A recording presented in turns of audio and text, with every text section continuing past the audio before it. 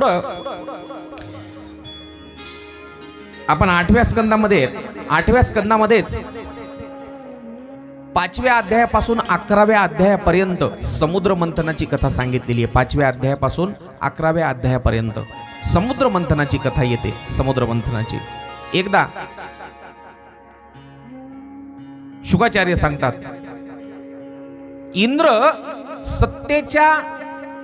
सत्तेमुळं, कारण स्वर्गाचा राजा आहे तो, सगळे देवी देवता त्याचे गुलाम, म्हणलं ते ऐश्वर्य आहे, अमृत आहे प्यायला, ऐरावतासारखं वाहन फिरायला, कल्पतरूचे बगीचे आहेत तिथं, मग काय कमी आहे? एवढ्या सगळ्या संपत्तीमुळं त्याला एक मस्ती आली होती सत्तेची, आणि त्याच वेळेला फिरत होता ऐरावतावरून, आणि त्यावेळेला दुर्वास नावाचे मुनी आले, दुर्वास मुनी।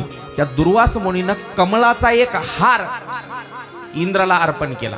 म्हणले देवाचा राजा आहे इंद्र, आणि इंद्राला आपल्याकडून एक छोटीशी भेट कोण दिली?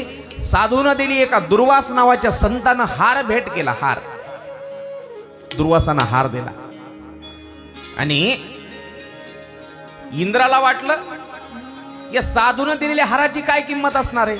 आता मला सांगा, तेवढा मोठा राजा, त्याला कमळाच्या हाराची काय किंमत?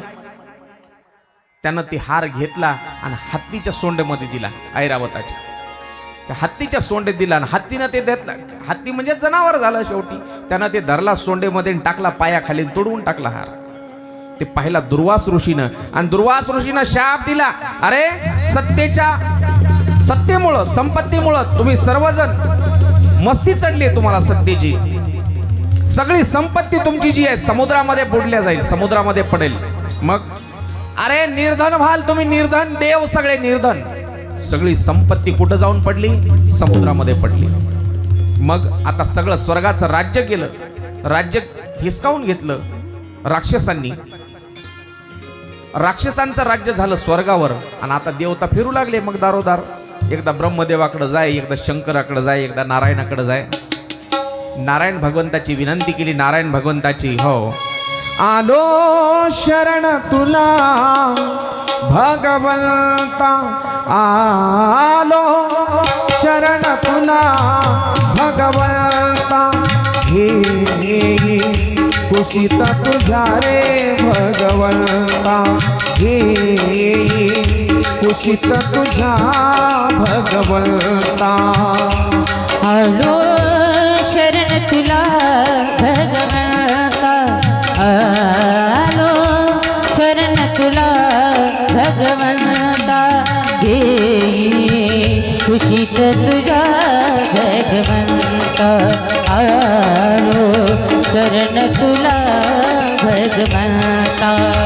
पुण्य झाले स्वस्त जगी त्याला नाही भाव, त्याला नाही भाव देवा, त्याला नाही भाव, त्याला नाही भाव देवा, त्याला नाही भाव, पुण्य झाले स्वस्त जगी त्याला नाही भाव, पुण्यवान होई रंग पापी झाला राव, दिली आसरा दीनवंत,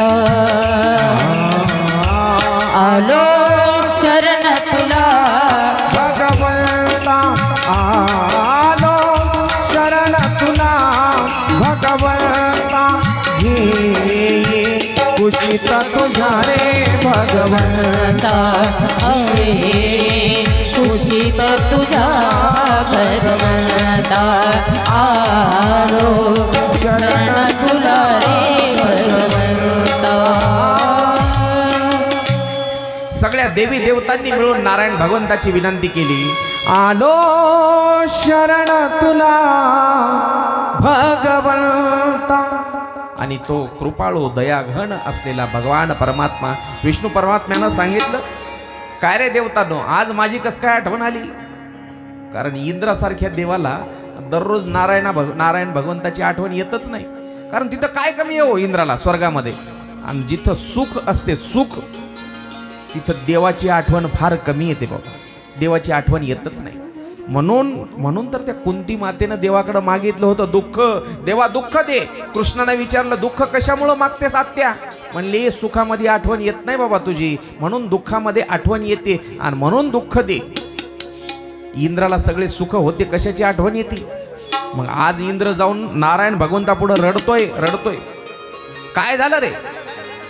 आमची सर्व संपत्ती जी आहे स्वर्गातली ती सगळी संपत्ती हो कुठं जाऊन पडली? समुद्रात पडली, समुद्रात. आणि आम्ही सगळेजण आता दुर्बल झालो. कशामुळं? एका साधूचा अपमान केल्यामुळं. साधूनं एका दुर्वास नावाच्या मुनीनं हार दिला होता कमळाचा. तो हार मी हत्तीच्या सोंडेत दिला आणि हत्तीनं पायाखाली तोडवला, म्हणून ही पाळी आली. साधूचा अपमान. सन्मान नाही करता आला हरकत नाही, पण निदान आपल्या हातून साधूचा अपमान तरी होऊ नये. कोणाचा सन्मान नाही करता आला ना हरकत नाही, पण अपमान मात्र करू नका कोण्या साधू संताचा. चला सगळे देव नारायण भगवंताकडे गेले आणि नारायण भगवंतानं मग सांगितलं हो तुमची संपत्ती परत मिळवून देतो तुम्हाला. म्हणले मिळवून द्या. म्हणले मी एकटा नाही मिळवून देणार, तुम्हाला प्रयत्न करावे लागतात, कारण तुमची इस्टेट पाण्यात पडली, माझी थोडीच पडली. म्हणले काय करावं लागेल? म्हणले समुद्र मंथन करावं लागेल. समुद्र मंथन करा. समुद्र मंथन. म्हणले कसं करायचं समुद्र मंथन? माहित नाही. म्हणले सांगतो ऐका. समुद्र मंथन करण्यासाठी तुमच्या एकट्यानं होणार नाही, एकट्यानं नाही होणार. मग तुमचेच भाऊ, तुमचे भाऊ म्हणजे सावत्र भाऊ राक्षस, त्या राक्षसांची सुद्धा मदत घ्यावं लागेल. बर वासुकी नावाचा जो सर्प आहे, वासुकी नावाचा सर्प, त्या वासुकी सर्पाचा दोर बनवा. मंदराचल नावाचा जो पर्वत आहे त्या मंदराचल पर्वताची रवी बनवा. आणि सुरू झालं समुद्र मंथन. समुद्र मंथन सुरू झालं.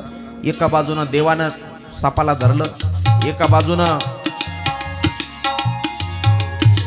राक्षस आहेत आणि समुद्र मंथन सुरू झालं.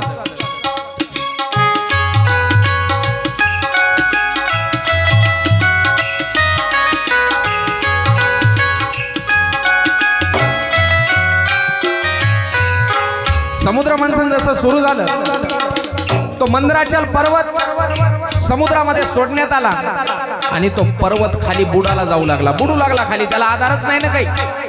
तो खाली पाण्यात बुडतोय पाहिलं. सर्व देवी देवतांनी पुन्हा एकदा नारायण भगवंताची विनंती केली, देवा काहीतरी करा. हा जो समुद्र मंदराचल आहे तो रवी स्वरूपात आम्ही उभा केलाय, तो असा जर खाली बुडत राहिला तर मग मंथन व्हायचं कसं? त्यावेळेला भगवान विष्णू परमात्म्याने एका कासवाचा अवतार धारण केला. कासव माहिती आहे तुम्हाला सगळ्यांना. त्याची पाठ जी असते, पाठ ती फार टणक असते, फार मजबूत असते.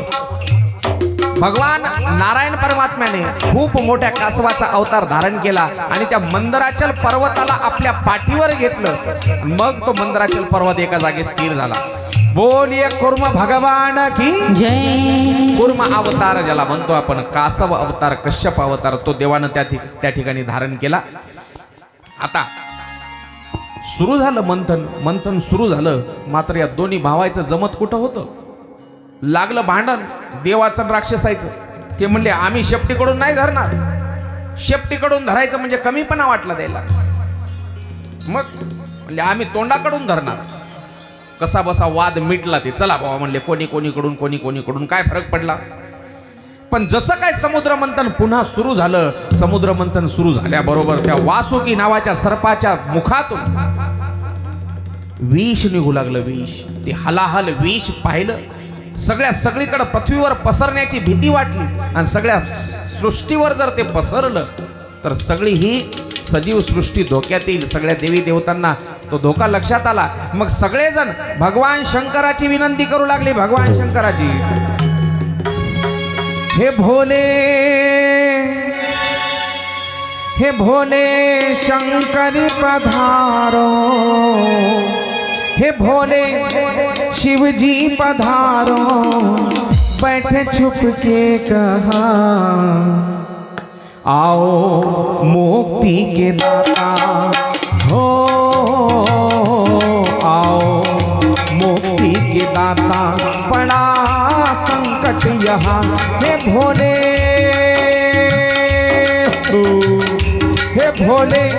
शिवजी पधारो, हे भोले शंकर पधारो, बैठे छुप के कहा आओ मुक्ति के दाता हो,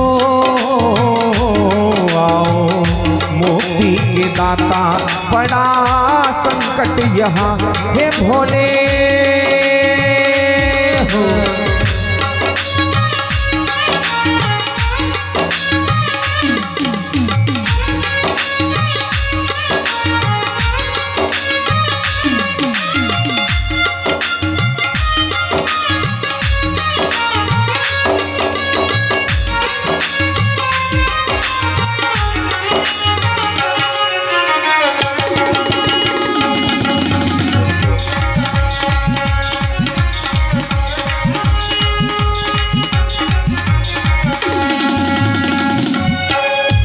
मेरी तपस्या का फल चाहे ले लो, गंगा जल आगे अपने भक्तों को दे दो।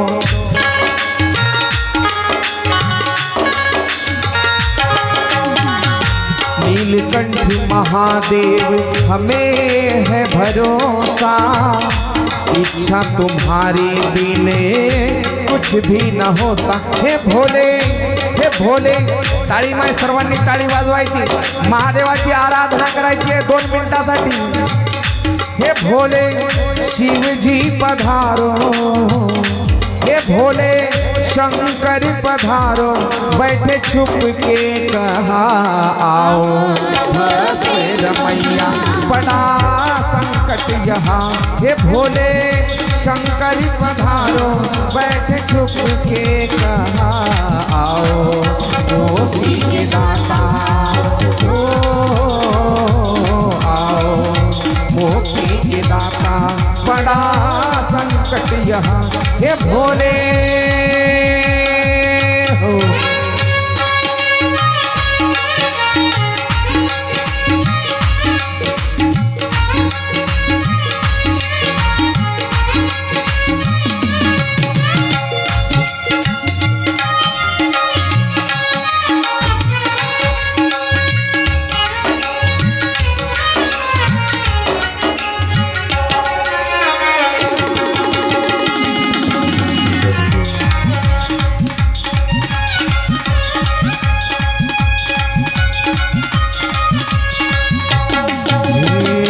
भगीरथ को गंगा प्रभो तुमने दी थी, हे शंकरा फक्त एकदा मागणी केली, एकदा त्या भगीरथानं गंगा दे म्हणून तू त्या भगीरथाला गंगा देऊन टाकलीस। मग आता आम्हाला गरज आहे तुझी शंकरा, कशासाठी?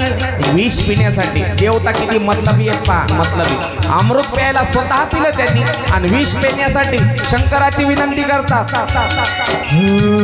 भगीरथ को गंगा प्रभो तुमने दी थी, सागर जी के पुत्रों को मुक्ति मिली थी।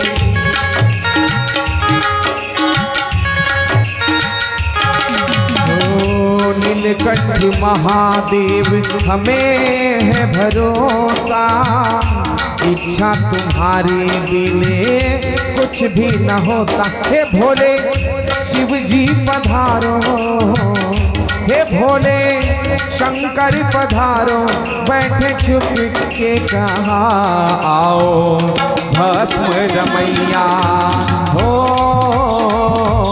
आओ भस्म रमैया, बड़ा संकट यहाँ ये भोले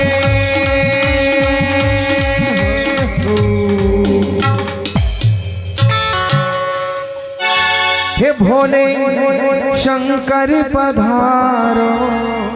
सगळ्या देवी देवतांनी विनंती केली भगवान शंकराची। भगवान शंकर आले आणि काय काम काढलं देवी देवतांनो माझ्याकडं? म्हणले देवा फार महत्वाचं काम आहे। म्हणले काय? या सृष्टीचा विनाश होणार आहे। म्हणले कशामुळं? हे जर हलाहल विष जर पसरलं तर सगळी जीवसृष्टी नष्ट होईल। विष कोणामुळं पसरलं? त्या देवामुळं पसरलं। यांची संपत्ती इस्टेट पाण्यात पडली होती, पण भगवान शंकर, मी म्हणतो सगळ्यात जर लवकर प्रसन्न होणारा देव कोणी असेल तो भगवान शंकर आहे. भगवान शंकर बोळे ठीक आहे म्हणले, काय माझ्यासाठी काम? म्हणले हे विष पिऊन टाका, विष पिऊन टाका. भगवान शंकरांनी ते विष पिलं. पिलं पण कुठपर्यंत पिलं? पोटात नाही जाऊ दिलं. भगवान शंकरांनी ते विष प्राशन केलं आणि आपल्या कंठात धारण केलं. कंठात, इथं कंठातच धारण केलं. म्हणून भगवान शंकराचा कंठ निळा झाला. निळा. हो, आरतीमध्ये वर्णन आहे, जे का हला हला उठिले नीलकंठ नाम प्रसिद्ध झाले. नीलकंठ नाव पडलं भगवान शंकराचं. कंठामध्येच धारण केलं. कंठामध्येच का धारण केलं त्याच्या मागे सुद्धा कारण सांगितले बरं का शास्त्रकारांनी. काय कारण कंठामध्ये धारण करण्याचं? खाली का उतरू दिलं नाही? खाली जर गेला असलं तर सगळ्या शरीराची अंग लाही लाही झाली असती, आग झाली असती. मग कंठामध्ये शीतलता मिळाली. शीतलता कशामुळं? कंठामध्ये भगवंताचं नाम आहे. नाम रामप्रभूचं अखंड नामचिंतन करतात भगवान शंकर. म्हणून विष सुद्धा कंठापर्यंतच नेलं. लक्ष इकडं द्या, काहीच नाही. ती पाळणा वगैरे सगळी तयारी आपली सायंकाळची आहे. हो, इंटरव्हल मध्ये बांधू बरं का आपण ते पाळणा. महिला मंडळी लक्ष इकडं द्या. भगवान शंकरांनी विष प्राशन केलं आणि ते विष कुठं धारण केलं? आपल्या कंठामध्ये धारण केलं. हलाहल विष भगवान शंकरांनी पिलं. नीलकंठ नाम प्रसिद्ध झाले म्हणून म्हटलेलं आहे. आणि अजून दुसरा एक अर्थ सांगतो, ऐका. भगवान शंकरांनी विष प्राशन करून जगाला एक उपदेश दिला. उपदेश दिला काय?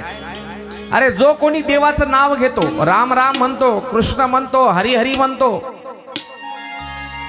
त्याला या सांसारिक कोणतंच विष त्रास देणार नाही. संसारातलं कोणतंच विष हे त्रास देणार नाही. आणि भगवान शंकर हे विष्णू भक्त आहेत, रामाचं भजन करतात. हो. म्हणून आणि अजून हा एक दुसऱ्या लोकांसाठी सुद्धा उपदेश आहे. कोणासाठी?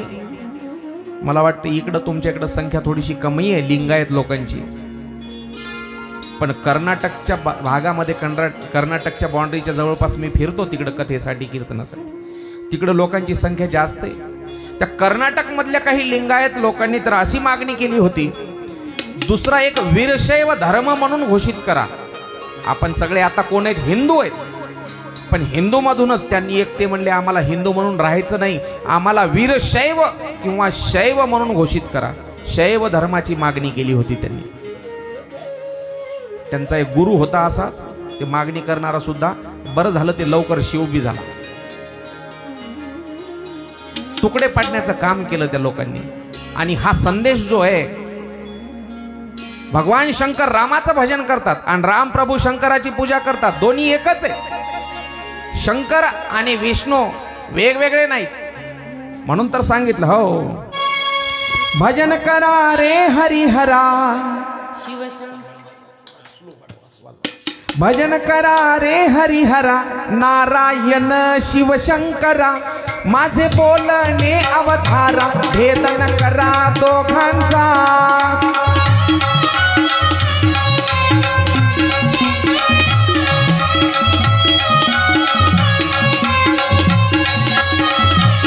भजन करा रे हरिहरा, नारायण शिवशंकरा, माझे बोलणे अवधारा, भेद न करा दोघांचा.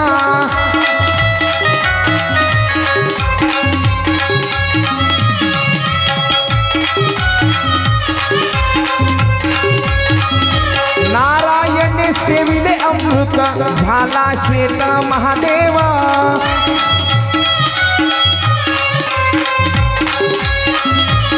नारायणे सेविले अमृत, झाला श्वेत महादेव.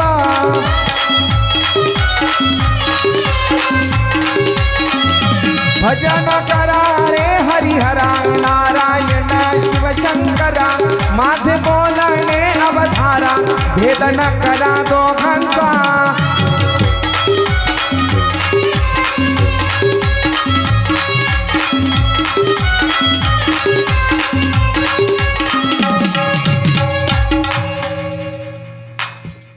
भजन करा रे हरिहरा, नारायण शिवशंकरा, माझे बोलणे अवधारा, भेद न करा दोघांचा. महादेवामध्ये आणि विष्णूमध्ये भेद नाही करायचा. का?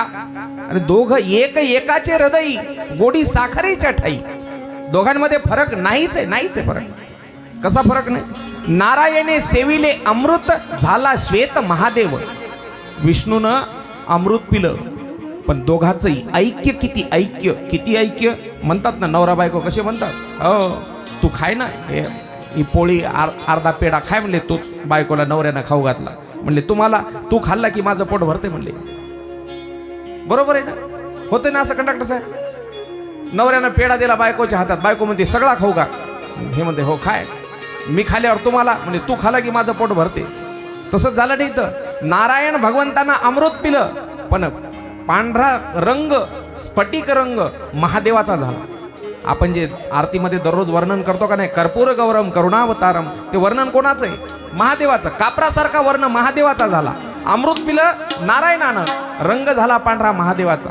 आणि महादेवानं विष पिलं, काळं हळाहळ विष, पण काळा रंग निळा रंग पडला भगवान विष्णूचा.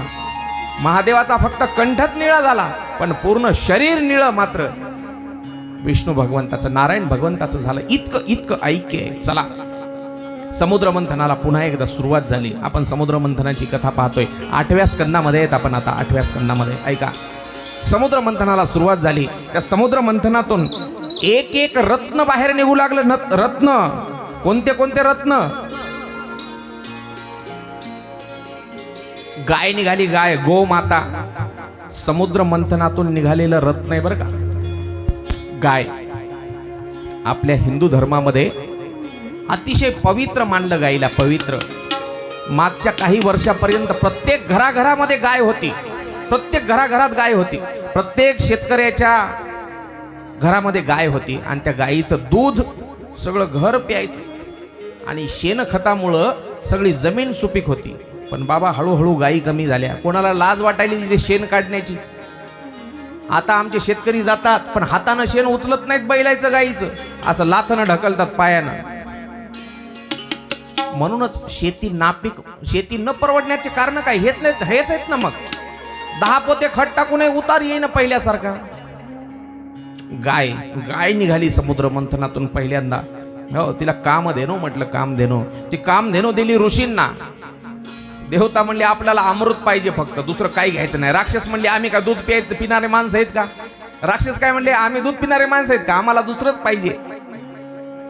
कळालं ज्यांना कळालं. राक्षसांना पाहिजे दारू.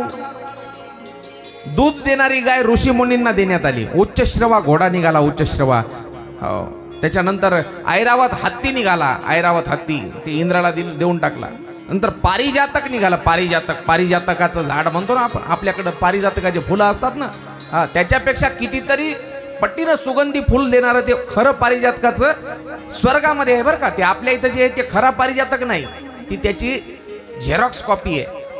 ओरिजिनल मध्ये जी मजा आहे ती झेरॉक्स मध्ये थोडीच असणार. तरी आपण खुश होतो, फार सुगंधी फुल आहे. ओरिजिनल पारिजातक पाहायचं असेल तर स्वर्गात जावं लागेल बाबा. पारिजातक. अप्सरा निघाल्या, अप्सरा समुद्र मंथनातून, त्या देखील देवांना देण्यात आल्या. मग लक्ष्मी निघाली. लक्ष्मीला पाहिलं की सगळेजण म्हणले मला पाहिजे. कोण राक्षसही म्हणले, देवही म्हणले. पण लक्ष्मी अशी आहे का? लक्ष्मी ज्याला मागितलं त्याला मिळेल का? जे लक्ष्मीच्या माग लागले ते तसेच राहिले. लक्ष्मी कशी आहे पहा. जे माग लागतात त्यांना नाही मिळत. लक्ष्मीच्या मनावर निर्णय सोडण्यात आला, मनावर. साधूला वाटलं आपल्याला भेटावं, पण लक्ष्मीनं विचार केला, हे लय रागीट असतात म्हणली साधू. जवळ राहिले त्यावर चांगले राहतील, नाही तर एखाद दिवशी राग आला तर देतील श्रापण, हाकलून लावतील म्हणले. मग नाही. देव हे सगळे कामी आहेत म्हणले, कामी. हे पण नाही पाहिजे. परशुराम सारखे काही तिथं तपस्वी होते. अरे किती निष्ठुर आहे म्हणले हा परशुराम. या परशुरामाच्या नादी लागायचं हरकत नाही. भगवान शंकर तर इतकं भोळा आहे म्हणला, मागितलं तर कोणाला मला देऊन टाकील म्हणला. एखाद्या राक्षसांना मागितलं, शंकरा तुझी लक्ष्मी देऊन टाक, मला देऊन टाकील. शंकर सुद्धा नाही म्हणले. मग नारायण भगवंताला लक्ष्मीनं निवड केली आणि नारायण भगवंताच्या गळ्यात माळ घातली. कारण नारायण भगवंतासारखा हो सुंदर पुरुष या जगामध्ये कोणी नाही. जगामध्ये राजस सुकुमार मदनाचा पुतळा रवी शशी कळा लोपलिया. त्या विष्णू परमात्म्याला पाहिल्याबरोबर लक्ष्मी हो प्रसन्न झाली. देवाचं स्वरूपच तसं आहे. माणसं वेडे होतात, लक्ष्मी वेडी झाली त्यात नवल नाही. सगळ्या सृष्टीला भुरळ पाडण्याचं ते देवाचं रूप आहे. म्हणून आता काय निघाली त्याच्यानंतर लक्ष्मीचं जाऊ द्या, लक्ष्मी निघाली गेली. पण कोणासोबत गेली? हो दुल्हन ले गए लक्ष्मी निवासा, म्हणजे विष्णू सोबत गेली लक्ष्मी. आता निघाली मदिरा. सावकार मदिरा निघाली. मदिरा निघाल्यावर सगळ्याला वाटलं ती अमृतच आहे काय की अमृत कलश. पण अमृत कलश नव्हता. ते राक्षसाईने हिसकावून घेतला आणि हळूच नारायण परमात्म्यानं सांगितलं देवायला, अरे गडबड करू नका म्हणले, ती अमृत नाही, ती मदिरा आहे, दारू आहे, दारू. जाऊ द्या म्हणले, नेऊ द्या त्यांना. ठीक आहे म्हणले, जाऊ. त्याच्यानंतर धन्वंतरी एक लक्षात घ्या, आपण जो हिंदू धर्मामध्ये आपल्या एक सगळ्यात मोठा सण साजरा करतो दरवर्षी, दसऱ्याच्या नंतर काय येते? तुमच्याकडे नसती? कोणता सण येते? हा दिवाळी. दसऱ्याच्या नंतर दिवाळी. सोपं आहे, बोलत जा की काय. दसऱ्याच्या नंतर जी दिवाळी येते, ती दिवाळी साजरी करण्याचं कारण हेच आहे. त्यावेळेला समुद्र मंथन झालं होतं. वेगवेगळे कारण आहेत बरं का. त्यावेळेला समुद्र मंथन झालं होतं. दिवाळी साजरी करण्यामागं फक्त एकच कारण नाही. कोणी म्हणतं रामप्रभू आले म्हणून दिवाळी साजरी केली, अयोध्येमध्ये वापस आले लंकेहून. कोणी म्हणते नरक चतुर्दशी म्हणून साजरी करा, नरकासुराचा वध केला. एक नाही, अनेक कारण आहेत. कोणी म्हणतात गोवर्धनाची पूजा केली भगवान कृष्णानं त्या दिवशी म्हणून गोवर्धन पूजेचा दिवस साजरा करा. अशी एक नाही, अनेक कारण आहेत. त्यापैकी हे सुद्धा एक कारण आहे. त्या दिवशी लक्ष्मी पूजनाच्या दिवशी लक्ष्मी समुद्रातून वर आली होती म्हणून लक्ष्मीपूजन आपण साजरं करतो. ऐका, लक्ष्मीचे पूजक सावकार लक्ष्मीचा मस्त फोटो आणायचा आणि पूजा करायची. लक्ष्मीपूजन म्हणतो आपण त्याला. ते लक्ष्मीपूजन या त्याच दिवशी लक्ष्मी समुद्रातून वर आली होती म्हणून लक्ष्मीपूजन साजरं करतो आपण. आणि जे धन्वंतरी पूजन आपण असतं, धन्वंतरी पूजन, ते धन्वंतरी पूजनाच्या दिवशी अमृत कलश हातात घेऊन धन्वंतरी भगवान वर आले होते. धन्वंतरी देवाचा अवतार आहे तो. बोलिये धन्वंतरी भगवान की जय. समुद्र मंथनातून धन्वंतरी भगवंत हातात अमृत कलश घेऊन वर आले. ते दिवाळीचे दिवस आहेत. ते जे आपण 4-5 दिवस साजरे करतो का नाही, ते सगळे दिवाळीचे दिवस म्हणजे फार महत्वाचे दिवस आहेत ते. चला, राक्षस आणि देव त्या दोघांच्या मध्ये भांडण जुंपलं. आम्हाला पाहिजे ते, आम्ही घेणार. अमृत कलश असे हिसकावू लागले, सांडू लागलं. ते अमृत सांडू लागलं. असं म्हणतात अमृताचा कलश ते असा हल्ला आणि त्याच्यातून अमृत खाली पडलं. काही अमृत खाली पडलं. कुठं पडलं? त्या ठिकाणी आता कुंभमेळा भरतो ते ठिकाण म्हणजे अमृत सांडल्याचे ठिकाण आहे. अमृत अजून सांडल्याचा एक दुसरा भाव सांगितला जातो. ते अमृत कलश गरुडानं सापाने पळवला होता, तेव्हा तिथं ठेवला होता असंही म्हणतात. चला, ते भाव वेगवेगळे. पण अमृत खाली पडलं ना. आता त्या ठिकाणी कुंभमेळा भरतो, आपल्या नाशिकला भरतो.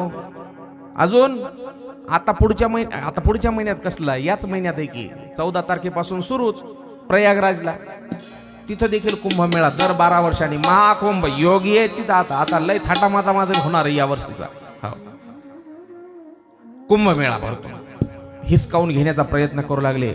पण त्यावेळेला देवाला काळजी वाटली, नारायण भगवंतानं विचार केला, हे जर असेच भांडणं करत राहिले तर देवाची शक्ती आधीच क्षीण झाली. हे राक्षस सुधरू देणार नाहीत. त्याला मदिरा पिलेले होते, भांडत घेतात म्हणले हिसकावून हे अमृत. आणि अमृत जर राक्षसांना प्राशन केलं तर राक्षस अमर होतील आणि देवताचं युद्धामध्ये हरतील देवता. मग देवानं एक सुंदर अवतार धारण केला, मोहिनी अवतार. बोलिये मोहिनी भगवान की जय.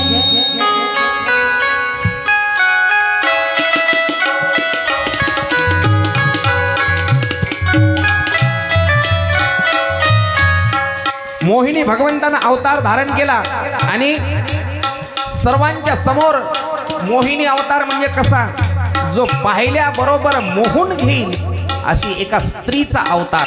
अगदी लावण्यवान रूपवान स्त्री ती सर्वांनी पाहिली आणि पाहिल्याच्या नंतर सगळेजण मोहून गेले. हो. सगळे देवी देवता, कोण्या देवाला सुद्धा ओळखता येईना, देवाला सुद्धा. आणि राक्षसांना आल्यावर ती मोहिनी म्हणाली, मोहिनी स्वतः नारायण भगवंत आहे बरं का, अरे भांडणं करू नका, भांडणं केल्यावर हे अमृत कोणालाच नाही मिळणार, मी वाटून देते म्हणले तुम्हाला, मी वाटून, माझं ऐका, माझं ऐकलं तर तुमचाच फायदा आहे.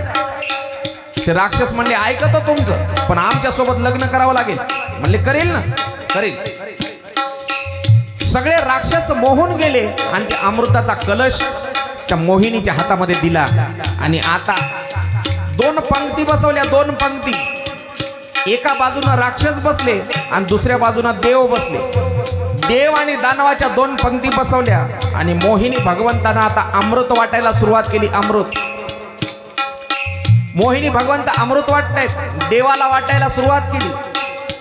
देवाला अमृत जेव्हा असं हातात वाटायला सुरुवात केली, देव पिऊ लागले अमृत. राक्षस म्हणले, हे मोहिनी, देवाला अगोदर पाजते का, आणि आमच्या वेळेला नंबर संपल्यावर आमचा नंबर येईपर्यंत संपून जाईल. म्हणली अरे येडे हो, जे वरचं पातळ पातळ अमृत आहे ना ते त्याला पाजायले. म्हणली घट्ट घट्ट राहिलेलं तुम्हाला देणार आहे. राक्षसांना मूर्ख बनवणं किती सोपं होतं पहा. मोहिनी काय म्हणली, जे अमृत कलशामध्ये जे अमृत आहे पातळ पातळ त्याला वाढायले, म्हणजे जे घट्ट घट्ट आहे ते तुम्हाला आणून देते, थांबा. देवाला अमृत पाजायला सुरुवात केली. त्यावेळेला राहू आणि केतू नावाचे 2 राक्षस उठले. अरे म्हणले काहीतरी ही देवतांची चाल आहे, आपल्याला फसवल्या जाते. ते 2 राक्षस उठले आणि देवांच्या लाईन मध्ये येऊन बसले. देवाच्या देव कोणते, एक सूर्यनारायण भगवंत चंद्र देवता त्यांच्यामध्ये येऊन बसले आणि सांगितलं आम्ही पण देवच आहेत, आम्हाला द्या. हातामध्ये घेतलं अमृत आणि त्यांनी पिलं पण इथपर्यंतच उतरलं, गळ्यापर्यंत उतरलं. तेव्हा चंद्रानं सूर्यानं मोहिनीकडे पाहून खून केली, इशारा केला, हे राक्षस आहेत, देव नाही. दगाबाजी झाली. त्याचबरोबर मोहिनी भगवंतानं हातामध्ये सुदर्शन धारण केलं आणि सुदर्शनाच्या साह्यानं त्या राहू आणि केतूचं मुंडकं धडा वेगळं केलं. बोले मोहिनी भगवान की जय. राहू आणि केतूचं मुंडकं धडा वेगळं केलं. त्यांनी अमृत पिलं पण कुठपर्यंत उतरलं, गळ्यापर्यंतच उतरलं होतं, गळ्यापर्यंत, खाली उतरलंच नाही. मग मुंडकं सुदर्शनाच्या साह्यानं नारायण भगवंतानं उडवलं आणि ते राहू केतूचं मुंडकं तेवढं जिवंत आहे. आणि तेव्हापासून ते सूर्याला चंद्राला तेव्हापासून त्रास देतात. आपण जे म्हणतो ना सूर्यग्रहण चंद्रग्रहण.